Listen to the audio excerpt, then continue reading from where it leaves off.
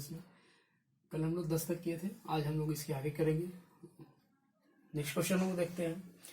Next question 11 question में आपका दिया है कि यहाँ पर आपको बहुलक निकालना है। तो बहुलक मीन्स मैंने आपको कल बताया था, अगर आपने कल का वीडियो देखा होगा तो बहुलक मीन्स मैंने बताया था कि जो सबसे ज्यादा बार है उसे हम लोग क्या कहेंगे, हम लोग उसका बहुलक बोलते हैं।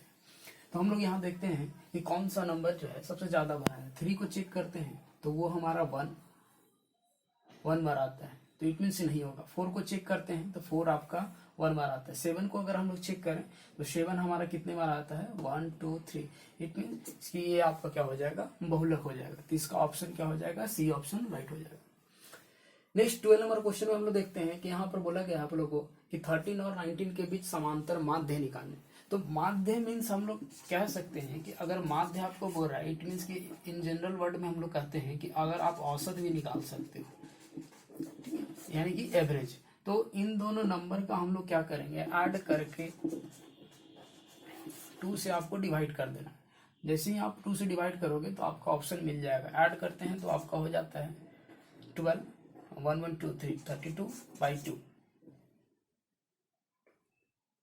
तो आपका कितना आ जाएगा, 16। इट मीन्स कि ऑप्शन बी आपका क्या हो जाएगा, करेक्ट आंसर हो जाएगा। नेक्स्ट क्वेश्चन हम लोग देखते हैं। इसमें बोला है कि यदि द्विघात समीकरण x² - px + 4 के अगर मूल बराबर हो। तो देखिए हम लोग द्विघात समीकरण में हम लोग पढ़े थे कि इसमें हम लोग विभक्तर पढ़े थे, जिसमें हम लोग 3 कंडीशन पढ़े थे। एक पढ़े थे d > 0 के लिए, एक पढ़े थे d = 0, एक हम लोग पढ़े थे d < 0। इस कंडीशन पे d > 0 वाले कंडीशन में हम लोग क्या पढ़े थे कि अगर ऐसा कंडीशन आता है, इट मीन्स d = होता है आपका b² - 4ac। तो अगर इसका वैल्यू अगर ग्रेटर देन 0 आ जाए तो हम लोग बोलते हैं कि दो मूल, एक तो पहला आपका वास्तविक होंगे, ठीक है, और भिन्न होंगे। आप जो मूल निकालोगे, इसमें रूट्स का वैल्यू निकालोगे, वो आपका अलग अलग होगा। लेकिन जब d = 0 होता है तो यहाँ पर मूल क्या होते हैं, मूल बराबर होते हैं। और d < 0 की बात करें तो इसमें इसका अस्तित्व ही नहीं रहता है, मूल का अस्तित्व नहीं रहता है। इट मीन्स कि d आपका नेगेटिव में आएगा। तो यहाँ आपको बोला है कि मूल बराबर है, मतलब कि d = 0 लेना है आपको। d = 0 का मतलब होता है आपका b² - 4ac = 0। अब देखते हैं b² मतलब कि जो आपका x का गुणांक है वो आपका क्या होता है, b का वैल्यू होता है। तो यहाँ पर b का गुणांक आपका -p है, तो आपका हो जाएगा -p का होल स्क्वायर -4। a होता है आपका x² का गुणांक, तो यहाँ पर x², इट मीन्स कि a का वैल्यू 1 है आपका। और c जो है वो आता है आपका चर पद। इसमें आपका c = कितना हो गया, 4, b = हो गया आपका -p, a = हो गया 1। तो इस सारे वैल्यू को हम यहाँ पुट करते हैं तो आपका कितना आ जाएगा, हम लोग देखते हैं। तो -p, अब हम लोग किसी भी नेगेटिव का अगर स्क्वायर कर रहे हैं तो यहाँ वैल्यू आ जाएगा p² - 16 = क्या आ जाएगा आपका 0। इनमें अगर p² = आपका क्या आ जाता है। अब यहाँ पर हम लोग देखते हैं कि p² - 16 है, इट मीन्स कि p² - 4 का हम लोग इसको स्क्वायर लिख सकते हैं। अब a² - b का आपका फार्मूला होता है, a² - b का स्क्वायर का फार्मूला होता है। एक बार a + b, एक बार प्लस में आप लिख सकते हो इस वैल्यू को, और एक बार माइनस में लिख सकते हो। तो हम लोग p - 4 को p² - 4² को हम लोग क्या लिख सकते हैं, एक बार p - 4 लिख सकते हैं और एक बार p + 4 लिख सकते हैं = 0। अब हम p का अगर हम लोग वैल्यू निकालते हैं तो p - 4 = 0 एक वैल्यू, और एक p + 4 = 0। नेक्स्ट है p = आपका कितना आ जाएगा 4, और यहाँ आ जाएगा p = -4। इट मीन्स कि p का आपका 2 वैल्यू आ रहा है, एक +4 एक -4। चलिए हम लोग ऑप्शन में देखते हैं कहाँ पर है। ऑप्शन बी हमारा में है, तो ये ऑप्शन बी आपका करेक्ट हो गया। नेक्स्ट क्वेश्चन की अगर हम लोग बात करते हैं तो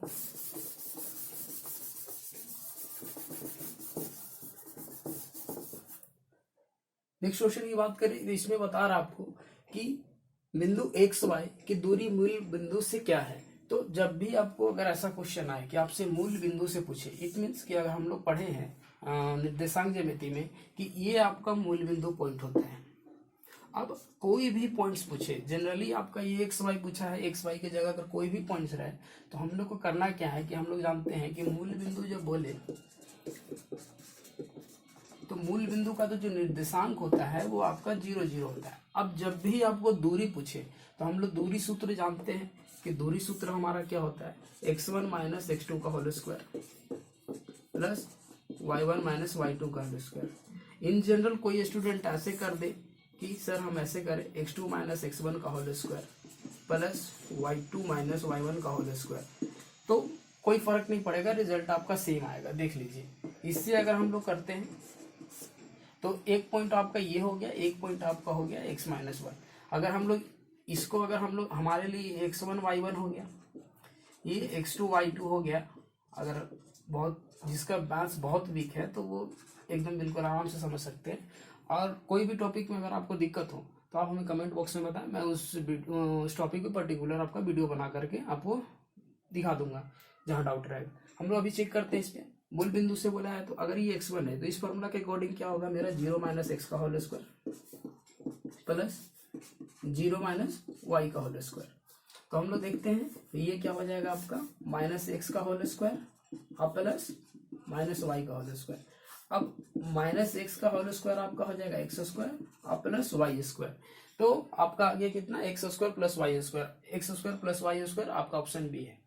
तो हमारा ऑप्शन बी तो करेक्ट हो गया। लेकिन अगर किसी को डाउट है कि सर अगर मैं x2 माइनस x1 का होल स्क्वायर करूँ, y2 माइनस y1 का होल स्क्वायर करूँ तो रिजल्ट आएगा कि नहीं, तो आंसर आ जाएगा आपका, आप कैलकुलेट करके देख सकते हैं। अब हमारे लिए x2 ये हो गया, तो हम लोग क्या करेंगे, x माइनस 0 का होल स्क्वायर और प्लस y माइनस 0 का होल स्क्वायर। यहाँ पर आपको क्या हो जाएगा, एक्स स्क्वायर और प्लस वाई स्क्वायर। तो यहाँ से भी हमारा रिजल्ट आ जाएगा। ऐसा नहीं है कि आप ये फार्मूला को लगाते हो तो आपका आंसर नहीं आएगा और इस फार्मूला को लगाओगे तो आपका आंसर आ जाएगा।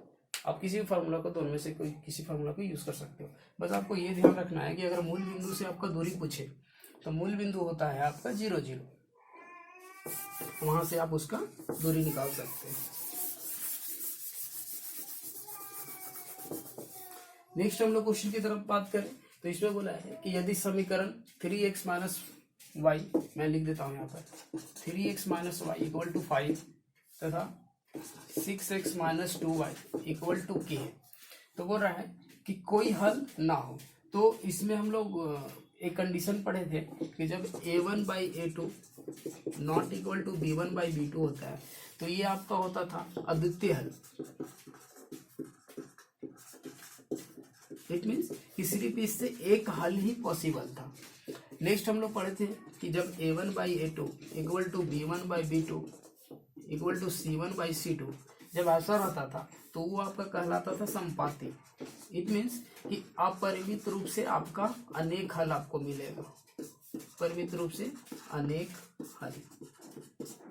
और नेक्स्ट एक तीसरे कंडीशन हम लोग पढ़े थे जब हम लोग a1 by a2 by b1 by b2 not equal to c1 by c2, ये कंडीशन में हम लोग क्या पढ़े थे कि ये होता है समांतर और कोई हल इससे नहीं पॉसिबल होगा। तो हम लोग को यहाँ पर कंडीशन दिया हुआ है कि कोई हल ना हो, तो हम लोग को ये कंडीशन लगा करके हम लोग को क्या करना है, इसके वैल्यू को निकालना है। तो जैसे ही हम लोग इस कंडीशन को लगाएंगे तो यहाँ पर आपका a1 बाई a2 आ जाएगा 1/2 यानी 3/6 है। तो लिख के मैं करता हूँ 3/6 इक्वल टू आपका हो जाएगा -1 बाई -2। फिर अगर इसकी बात करें हम लोग तो अगर हम लोग इसको इधर लाते हैं, 0 से मैनिपुलेट करेंगे थोड़ा सा, 3x minus y minus 5 equal to 0, इसको करें 3x minus 2y minus k equal to 0, तो आपका कितना हो जाएगा -5 इक्वल टू माइनस k। ठीक है, अब हम लोग क्या कर सकते हैं, यहाँ से इसको कंपेयर कर करके हम लोग इसका k का वैल्यू को क्या कर सकते हैं, निकाल सकते हैं। तो k का वैल्यू जैसे ही हम लोग निकालेंगे तो हमारा क्या आता है, ये माइनस माइनस कट गया आपका, ये माइनस माइनस आपका कट गया, यानी कि 1/2 इज इक्वल टू आपका कितना हो जाएगा 5/k।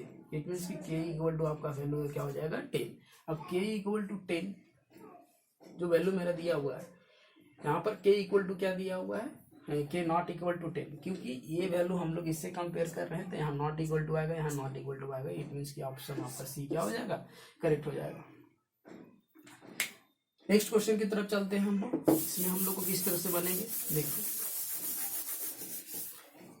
हैं। क्वेश्चन नंबर 16 की बात करें तो इसमें आपको पूछा है कि 3 4 5 7 और x का माध्य जो है वो आपका 6 दिया है और बोल रहा है आपका कि x का मान क्या होगा। तो माध्य की बात हम लोग क्या करते हैं कि माध्य का अगर फार्मूला पर हम लोग की बात करें तो हम लोग क्या है कि फार्मूला इसका होता है x1 plus x2 plus dot dot dot xn, यानी कि जितना नंबर दिया हुआ है आपका सबको ऐड करके बाई टोटल नंबर से हम लोग को क्या कर देना है, डिवाइड कर देना है। तो ये हमारा किसका फार्मूला निकल जाएगा, माध्य का फार्मूला निकल जाएगा। अब यहाँ पर कितना नंबर हमारा दिया हुआ है, 1 2 3 4 5, 5 नंबर दिया है और उसका मीन आपका माध्य कितना दे दिया, 6 दे दिया। तो हम लोग इसे सॉल्व करेंगे ऐसे, माध्य के नीचे माध्य को लिख देंगे 6। अब x1 आपका कितना हो गया 3 plus 4 plus 5 plus 7 plus x, और बाई टोटल नंबर कितना है 1 2 3 4 5 से हम लोग क्या करेंगे, डिवाइड कर देंगे। अब हम लोग क्या करते हैं बाई क्रॉस मल्टीप्लिकेशन, इसको इससे मल्टीप्लाई कर देंगे तो आपका कितना आ जाएगा 30 आ जाएगा। इसके बाद सारे नंबर को जोड़ देंगे तो कितना आ जाएगा 17 3 20 और प्लस 9, तो आपका कितना आ जाएगा 29 प्लस x। इट मीन्स कि x इक्वल टू कितना आ जाएगा 1 आ जाएगा। अब क्रॉस मल्टीप्लिकेशन भी आप चेक कर सकते हैं, x का वैल्यू को यहाँ रख दीजिए और उसके बाद 5 से डिवाइड कीजिएगा, तो अगर वो 6 आ गया तो आपका ऑप्शन सही हो जाएगा। तो आपका जो x का वैल्यू कितना आ रहा है आपका 1 आ रहा है। इट मीन्स कि आपका माध्य कितना हो गया 1 हो गया। नेक्स्ट क्वेश्चन की अगर हम लोग बात करें, यहाँ पर पूछ रहा है कि बिंदु 6, -5 का x का नियतांक क्या होगा। तो x का नियतांक पूछा है, इसका मतलब है कि बहुत सिंपल क्वेश्चन पूछा है। इस क्वेश्चन को तो हम लोग विद इन अ सेकेंड बिना टाइम गवाए हम लोग मार सकते हैं ऑप्शन ए। अगर y का पूछता तो हम लोग क्या देखते हैं -5। अगले क्वेश्चन की बात करें, क्वेश्चन नंबर 18, तो इसमें दिया हुआ है कि 1 + 2 + 3 प्लस डॉट डॉट डॉट, मतलब कि 1 + 2 + 3 dot dot dot plus n। अब बोल रहा है n ये कोई भी नंबर है, n हम लोग जानते हैं नेचुरल नंबर है, तो आपका 1 से शुरू होता है, आपका कहीं तक भी जाएगा। तो इसके लिए सम का इसका फार्मूला क्या होगा। हालांकि ये एपी का क्वेश्चन है तो हम लोग इसको सॉल्व करेंगे। तो इसके लिए फार्मूला जो होता है आप डायरेक्ट याद कर सकते हैं, n + 1/2 ये आपका होता है। इससे हम लोग क्या कर सकते हैं, कोई भी फर्स्ट n नंबर का, ठीक है, फर्स्ट 5 नंबर बोलेगा, फर्स्ट 6 नंबर बोलेगा, फर्स्ट 10 नंबर बोलेगा, तो हम लोग उसका सम निकालते हैं। जैसे कि अगर मैं एग्जांपल में एक लूँ कि अगर हम लोग लिखते हैं, इधर क्वेश्चन हो गया तो मैं मिटा दे रहा हूँ। जैसे कि मैं ये क्वेश्चन लेता हूँ, तो ये फॉर्मूला है आपका n + 1/2। तो अगर हम लोग 1 से 10 तक का कोई नंबर लेते हैं, 1 2 3 4 प्लस प्लस प्लस 4 + 5 + 6 + 7 + 8 + 9 + 10, तो अगर इन सब नंबर का अगर हमको सम पूछना है, ठीक है, तो हम लोग को क्या करना पड़ेगा मैनुअली, यानी कि एक करके हम लोग को ऐड करना पड़ेगा, जिससे कि हम लोग को बहुत ज्यादा टाइम जाएगा। तो इसके लिए अगर फर्स्ट नेचुरल नंबर का अगर हम लोग को सम पूछा है तो हम लोग इस फार्मूले के अकॉर्डिंग डायरेक्ट हम लोग लगा सकते हैं। जैसे कि फार्मूला कितना हो गया आपका n + 1/2 होता है। तो यहाँ n का वैल्यू आपका कितना हो गया 10, और 10 + 1/2, तो आपका कितना हो जाता है 10 × 11/2। ये 2 से कट जाएगा तो आपका कितना हो जाएगा 55। अब इस फार्मूले से हम लोग तुरंत कैलकुलेट कर सकते हैं। अब हम लोग मैनुअली भी कैलकुलेट करेंगे, हालांकि ये छोटा है तो हम लोग मैनुअली कैलकुलेट कर सकते हैं। जैसे कि 10, 9 और 1 हो गया आपका 10, फिर 8 और 2 हो गया आपका 10, फिर आपका 7 3 हो गया 10, फिर आपका 6 और 4 कितना हो गया 10, और फिर ये 5, तो 10 20 30 40 50 55। तो इस तरह से वैल्यू हो सकता है। लेकिन अगर हम लोग को बोल दे फर्स्ट 1000 नंबर का सम, तो हम लोग कैलकुलेट करना हम लोग के लिए दिक्कत हो सकता है। तो इसलिए हम लोग इस फार्मूले से क्या कर सकते हैं, कैलकुलेट कर सकते हैं। तो इसके अकॉर्डिंग आपका क्या हो गया, ये आपका आंसर हो गया, ऑप्शन सी आपका आंसर हो गया। तो नेक्स्ट हम लोग क्वेश्चन चलाते हैं।